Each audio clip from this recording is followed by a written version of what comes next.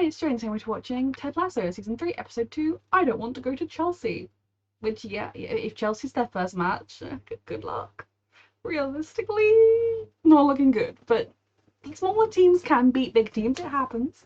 Thank you so much, Pamela, for sponsoring, let's go. I think the reason I'm not that into the Premier League, like I follow it vaguely, I like to see who wins, etc., is simply because I don't have a team, like there isn't a big club locally to me. And like I could support Millwall, but they're in the Championship and it seems miserable. And I've like never lived close to them. And I know like people do pick a team, and like people like I think true fans of those clubs, as in the people that live near it or whatever, or generational fans.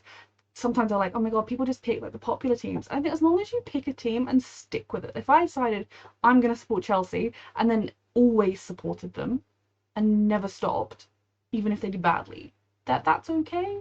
But I don't have a local team, whereas like with international football, I'm English, so I support England. And if Australia are playing, I'm half Australian, so I support Australia. It's easier that way. Though I don't really know anything about the Australian football team. That was just a random tangent I was having while I was getting set up for this episode. Sorry, let's go. Right, I'm headed out. Everyone have a great day, yeah? Does she not enjoy working here? Don't do anything I wouldn't do. I think she does, but she's doing her best. He's gonna say yes, isn't he? Sure, what the heck? Why not? When can you start? No time like the present. Zava has played for 14 teams in 15 years, leaving behind nothing but chaos and trophies. Beautiful, shiny trophies. Yes, I mean, I don't know that this guy sounds like a good fit. Going to pursue a notoriously mercurial player you can't really afford simply because the team your ex-husband owns wants him. That is what happened. Yes. Honesty. Love that. Like, I can't see him coming here because he'd want to go to one of the teams that is pitched? Going to win a trophy. Like, you can assume you will win trophy. Doesn't mean you will, and doesn't mean Richmond won't win anything. Like, realistically, he wouldn't choose this club unless he wants to be the top dog at a club and, like, be the one that turned it all around. But then that would make him, like, his ego would not be good with the rest of the players. Keely and Roy broken up. What? Who told you that? It's not who, bruv. It's what? Kinesics. Study of body language. Just look at them. No eye contact. Doesn't mean Keely's you crossed have a arms. chance, Jamie. Roy's clenched ass. You should move on. You have to go talk to Roy, help him out. Who told you that? No one. I use body science. Why is it? Well, was he going to be there for him? It's not, oh, I like that. What's that fucking face? It's called empathy. Dusty old fart. Kid. What the fuck are you doing? I was gonna hug you. You came at me too fast. Jesus, sorry. You hugged him when he needed a hug. Because of the war. Come on, man. I was just trying to comfort you. So don't you say a fucking word, you hear me? Fine, I won't. Don't you say a good friend. Either, William. No, I won't. I actually just took a bit of a break of myself so I can... Hey, maybe we should all go out sometime, us three. You know, get a couple drinks, couple pints, couple shots, fish bowls. Single guys, come on. Or I can just not say a fucking word. No. Second question. Who is Zava? He's a living legend. I know that like he doesn't do any of his work just to make him. He doesn't make him, but Coach Beard does all the work, so Ted doesn't have to of learning football. Take it back. Oh, now what? Take it back. I can't take back things that's already happened. Hey. Or was he telling everyone about Keely and Roy? We just had the most upsetting rumor. Hey, okay, if y'all weren't talking about Zava, what were you so upset about? Is it because Trent Crimm's writing a book about us? Trent Crimm's writing a book about Zava joining our team. No, he's just coming here to write a book about the team. Zava's writing a book about us. No, Trent Crimm. Why would Zava write a book about Trent Crimm? They're just such idiots. Roy and Keely broke up. Whoa. Wait, sorry, no, thank you. What's going on? Jamie did not tell anyone. What? No, hey, I didn't say anything. I will fucking kill you! Desk and grab my CD called Ted's Breakup Mix, okay? Got it. Okay. What's a CD? Oh boy. Hey, Coach, you on? Hey, Roy, look, we're here Children. for you, okay? We've all been dumped before, right? Jamie fellas? telling him what a CD is. They've She come so didn't dump far. me. I broke up with her. What? This day can't get any worse. No one says a fucking word around this prick unless they want my forehead through their fucking skull. His people said it would be a waste of time for us and an embarrassment for him. Your boss, I mean, you're not currently bottom of the league, it hasn't started, but you've just come good up. News, Zava Talk to Roy.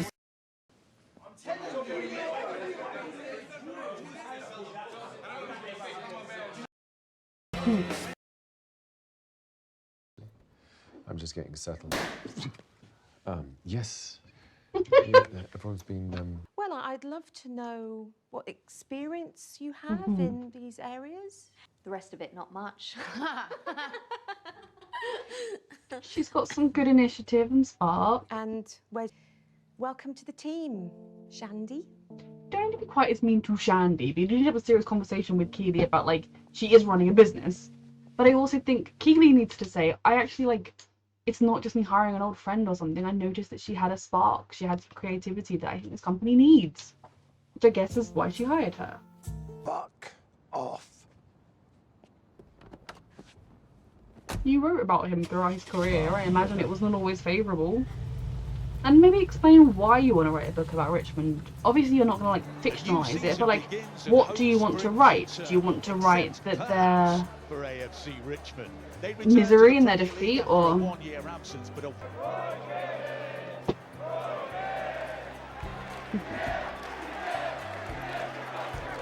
that's a lovely moment. Chelsea's fans letting their former captain Roy Kent know how they still feel about it. Damien. What? It's Sava. So what, man? My heart is racing. Jamie's like, I want to be the star of the team. Oh, some invention. Look at that pace. High pressure football. I love that they're not naming any of the Chelsea players, and that was some dodgy goalkeeping. Years ago when I was bartending in that private club, Rupert and his then wife came into the bar. He was the life and soul of the party. I don't know if I was aware that she also was an affair woman.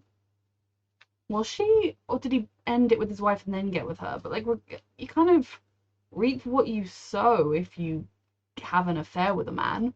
Why would you ever think he was going to be a good person or faithful to you when he's already shown he is a terrible person and is not capable of being faithful? Again, I don't think she deserved the, like, abusive elements of the relationship. Of course not. But, like, in general, it being a bad relationship, what the fuck did you expect? After about 6 weeks of that, he asked me out again, and I said yes. You forgot he had a Any wife. hesitation, because by that I just felt so lucky, because he wanted me. He made me feel Narcissist special. abuse trope, yeah. Chosen. Yes, it bounced off my face, but my face almost scored. Right, so every time we're going past the halfway line, they just... Oh. Sabotage a whole lot more than a silly football match. You feel me? I feel like maybe you should ask him what his issue is with Trent, because if it's a valid... But they also mostly suck. But they're also kind of great. They're good with the sound off. Now go fix this, please. I feel like he might have a valid reason to not want someone around, especially if, like, when he used to work for The Independent, if he would write scathing articles that affected his... or whatever. It's actually quite funny when he yells at other people, isn't it? Whose unbridled rage and mediocre talent rendered his Premier League debut a profound disappointment. Do you know who wrote that? I can imagine. I thought it would be something like this, and that's probably not 17 years the old. only thing he wrote. All I really did was look for the worst in people. Mm-hmm. I'm sorry. It's all right. Good. Yeah. Okay, he heard him out. I mean, he aired it out. So, Back up, my dear. Yeah, I worried he was still going to be here. Yeah. It's an honor for you to meet me. I really, really want this See you guy. soon. Can't wait. Like, I know he's a good footballer and he'd win us games, but he doesn't fit with our vibe. Just like any man. Just get bored with the same old, same old. But you know that's not true. He's just trying to hurt Good luck you. with this season. You are such a fucking chicken shit. I mean, if you were great, truly great, you could play anywhere. He slides it through to Tart. Is this the moment? He's passing. Bobby Sanya's gonna have a go. Oh! It's off the face of Rowan. His face scored! Brilliant. In the blink of an eye, would you believe it? You think Zava's all? Don't be a dick, man. Oh, Jamie. Excuse me. I mean, yeah, realistically, if they do get Zava, he's taking somebody's place on the team. One of the people. And if he's, like, a striker, then it'll be Jamie or, like, Sam or... Oh my god, they've said his name so many times and I know his name. Danny? I'm so sorry. I know these... But brain fog and CFS, I'm so sorry. Like, he'll take someone else's spot on the team. Are you sure you talking? No. What's the opposite of that? Sour yell. Yeah, I did that. Zava will not play for Chelsea. I don't want to go to Chelsea. Zava will play for Richmond.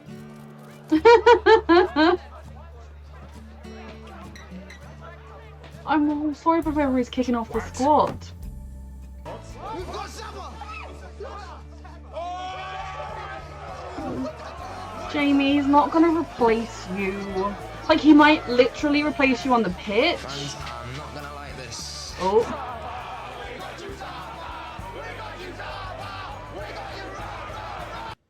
Just felt sad or something. Really? Why's that? I'm proud of you, Roy. There's a part of me. Maybe I should have stayed. And just fucking enjoyed myself. Yeah. It's easier to look back at life and realise what you should have done differently. But that is not who I am. I guess. That's what you should do with...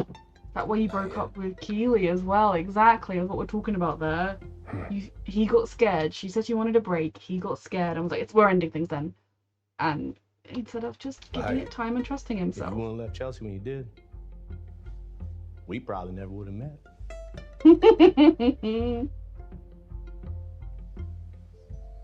I feel like the general vibe is that Keely and Roy are going to give it another chance, and I really hope so because I really love them together, as I've been saying. And Roy talking about his metaphor, I mean, definitely it can be harder as you get older as a sportsman to look at the people around you who are younger and fresher, and just it's natural that the cycle is you reach your peak and then you have to ebb. You can't just reach your peak and keep rising. Very, very few people, if any, are allowed to do that. And you do see players who are definitely on the ebb part of their lives and they're acting like they're still at the peak. Ronaldo, sorry, did I say something? And sometimes it can be easier to just admit that you're not there. Definitely as a sports person, one of the hardest things to do is to walk away from the sport, as we saw from Roy last season. And I think to walk away from a club that you love and that you've had that reputation with, or that's the relationship with, must be really hard as well.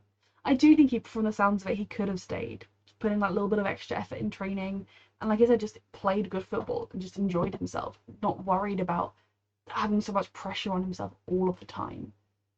Especially when you're earning the wages of a Premier League player. It's not like you need to worry about, like, what will I do when this ends, because you'll be able to eat regardless. And I love the way that Ted was able to be like, yes, but with Keely, you could be that person now, because I think that was a really lovely metaphor. I'm cross with myself that I doubted Jamie at the beginning. I mean, I didn't think he would do anything wrong, but I was like, oh, was he gonna go and the way he was looking, I was like, was he gonna go and be like, hey Keely, and wanna meet up, you wanna talk about it? Or at the very least I thought he might I don't know, because he's still in love with Keely. But I absolutely love that they're just consistent with his character growth, in that he just wanted to check on Roy and make sure Roy was okay. And when he needed a hug, Roy gave one to him, so he tried to return the favour. It was just really, really lovely. I love their friendship so much. I think Roy might yell at me for calling it a friendship, but I love it so much. And then Keely hiring her friend. It's a tricky one. I think corporately it was a terrible decision. Humanly, it was a good decision. I think she did do it partly selfishly because she wanted someone more like her in the office, someone she could be friends with rather than like have a work relationship with. And then you can't expect the people you work with to want to be like pally with you. You're doing a job. You're being paid. As long as they do their jobs, then that's fine. I do think that moment where she figured out how the shoot could go made sense. It showed that she had that spark of initiative. So giving her a chance, I don't think is a bad idea, because there are so many people out there who, if they just got given a chance, would be able to flourish, succeed in areas that they otherwise will never get access to. But things like, let's do mimosas at work, or let's use that company credit card. If that's the vibe that Shandy is going to go with, that's not good. So I hope this goes well with Keely, because she is making a brilliant company. She is the makings of a wonderful boss and leader. Obviously, she's like, the people at the commercial weren't taking her seriously. They were like, oh, she doesn't understand this extremely basic concept that you just explained, because she looks like an airhead model or whatever. And that's very unprofessional of them, if I'm being honest. I'm really proud of them for drawing with Chelsea. Like, that genuinely is a win. Because especially going down first, all Chelsea had to do was defend. It shows that Richmond's defense top notch, and that it's their offense that needs some work. And if with Zava coming in, I guess he's a striker. And given how threatened Jamie seems to be, I'm guessing he's a striker, and is worried that Zava will become the star of Richmond, whereas Jamie wants to be. And like, I also think that I mean, we'll see exactly what his issues with it are down the line. But I think I like that characterization, because yes, Jamie has come extremely far. He is so different from the person we first met. He is so much more likable and a better version of himself than we first met. But he's still a human, and he's still one of the most talented players on this team. And yes, now he passes and he's part of that team, but he's worried he'll be eclipsed by this new guy. I'm worried about how he's going to change the vibe of the team, personally, but we will see. I mean, I'm trying to think about it. Like, if it doesn't work out, I guess they can like send him on loan somewhere else until his contract runs out, or buy him out. Someone else can buy him out of the contract if he's that brilliant. Someone might want to. We will see. Rupert, I hate him so much. He makes my skin crawl. And I don't know whether we knew that Rebecca. I think we knew Rebecca was his second wife, but I'm not 100% sure that we knew she was an affair wife as well. And I do feel a bit like, what did you expect? I will give her, like, I'm not saying that as harshly as I would to some people, because I do think Rupert is abusive emotionally. I do think and like possessively, I think he's definitely narcissistic. And from the sounds of it, he like pulled her into his web. And like, when she's working as well, she can't say, leave, fuck off, I don't want to talk to you, because it's like her job, and someone like him could get her fired easily if she caused a fuss with him. So I do understand, like, I don't fully blame her, because I think he used his manipulation powers to pull her into his web before she agreed to go out with him. But there is also that part of me that is like, affairs are wrong, and every single person who engages in one is aware of that. Like, if that was me and I really fell for someone who was married to somebody else, I would be like, well, I can't date you while you're married, and I also, you know, wouldn't want to date you straight after the marriage. It's like a weird rebound. Like, it's a no. So yeah, the red flags were there from the very beginning, and I hope he doesn't speak to some stupid spiritualist. I am worried about Ted. He doesn't seem to have his usual spark that he's had before. Like, he's still Ted, he's still kind and wonderful, but some of that spark is missing in him, and I feel like his son, left with his son. Because even in the previous seasons, when he's been going through the divorce process, going through his, like, trauma that he's always had, he had that bit more of that spark that we've seen in this season. So I hope we see that come out of him a little bit more. This was a very good episode. I definitely feel like it left me just like with bated breath to see what's going to happen in the next one when we have Zava and stress. Thank you so much, Pamela, for sponsoring, and thank you for watching.